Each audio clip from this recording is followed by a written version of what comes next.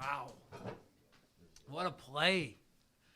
Just one, I want to credit University of Northern Colorado. Steve Smiley and his coaching staff I know well. Competed against them when they were Division II players. Steve was a Division II player at Northern State, my alma mater. Houston Reed was his teammate. Dorian Green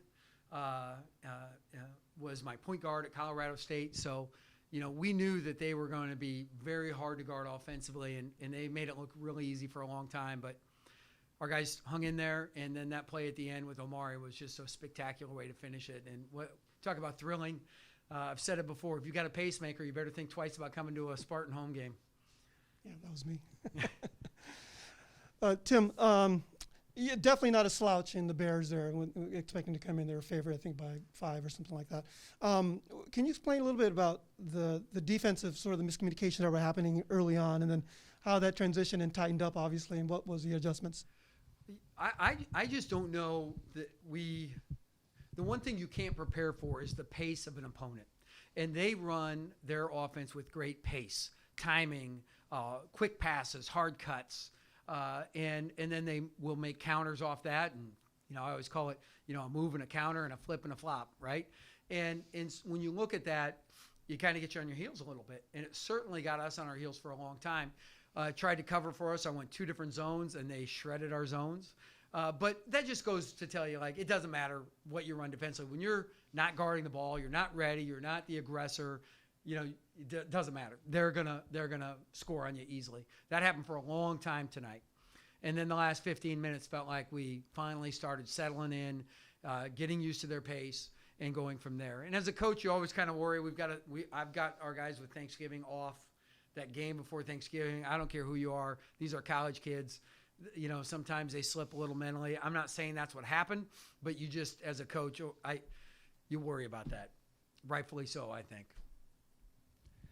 Yes, Coach. So one big difference in the second half was foul trouble. It felt in the first 4 minutes or so, Northern Colorado was committing a foul every minute, and by near midway through the second half, San Jose was already into double bonus. So tell me what you had seen Northern Colorado doing. Well, one of the things that, like we talked about at halftime, was we were 0 for 2 in transition possessions. We were 7 for 17 at the rim and 0 for 2 at the foul line, at the free throw line.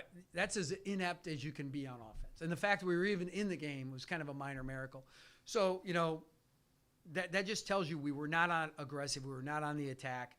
And we had to get that way. So our pace needed to be better. Our passes need to be quicker and sharper. Our cuts need to be a little bit of flipping and flopping and countering, right?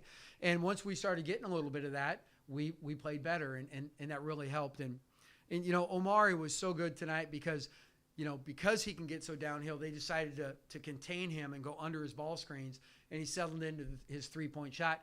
And the one thing he can do is dribble into his three-point shot. And for a point guard and a primary ball handler, it's a great quality to have. You mentioned in one of the games that maybe it was a Texas game that you guys needed to be more physical. Is that what you're kind of describing there, and that just to ride through those? So those splits in the first half, and exactly what my words were, when I saw 0 for 2 at the foul line, 0 for 2 in transition, and only 2 possessions in transition, right? That is not playing with force. That is the complete opposite of who we want to be and what we want to be.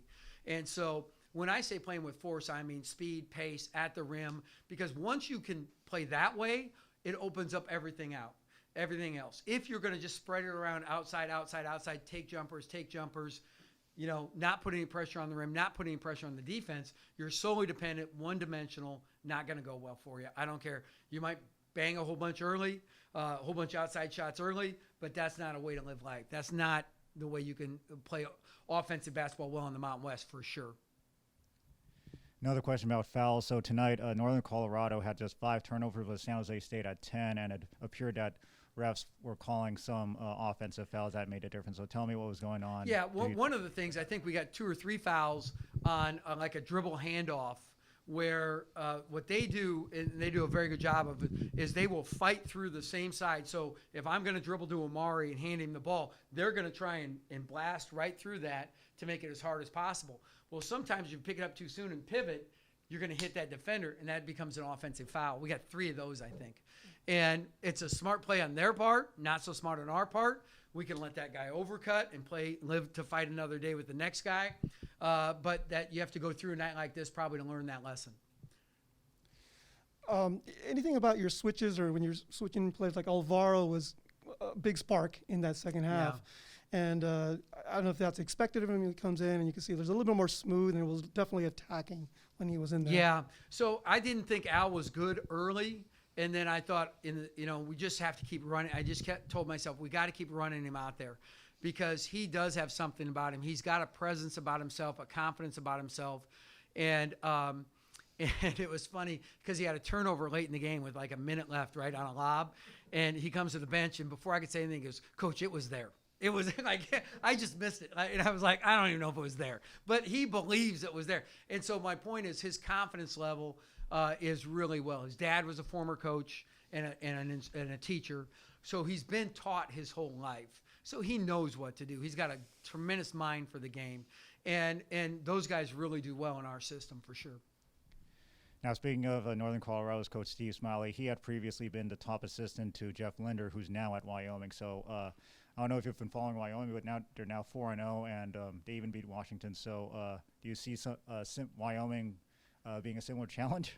Oh, no doubt. Jeff Linder is a guy that I've known when he was at Boise and in other places, and he's a fine coach and very similar system. The 5-out, a lot of European stuff cuts. You've really got to be ready. And again, it'll be with Mountain West players, and I think that Northern Colorado's got a good level of Big Sky talent too. So I'm not dismissing that at all. But we know that Wyoming is going to be good. I think they were underpicked, even though they lost Marcus Williams, who was one of Texas A&M's good players today.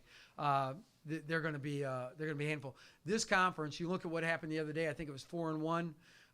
Boise beats Ole Miss. Colorado State beats Creighton. The only team that lost was UNLV by 2 points to Wichita State. It goes 4-1 on the day. This league is going to be really, really good, and it's going to be a blast to be a part of. Any more questions for Coach?